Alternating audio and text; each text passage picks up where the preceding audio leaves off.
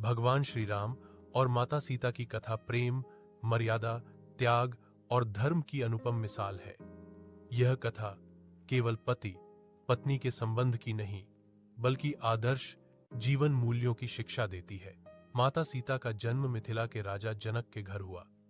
वे धरती से प्रकट हुई थीं, इसलिए उन्हें भूमिजा भी कहा जाता है।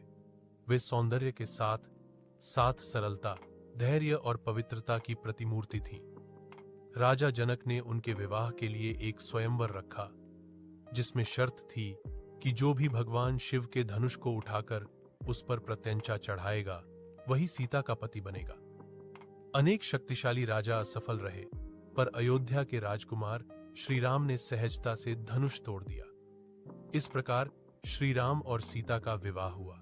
विवाह के बाद दोनों का जीवन सुखमय था, किंतु भाग्य ने कठिन परीक्षा ली।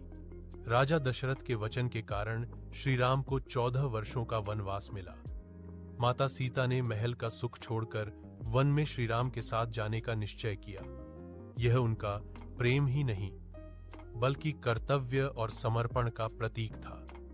वनवास के दौरान उन्होंने कठिन परिस्थितियों में भी धैर्य और मर्यादा नहीं छोड़ी।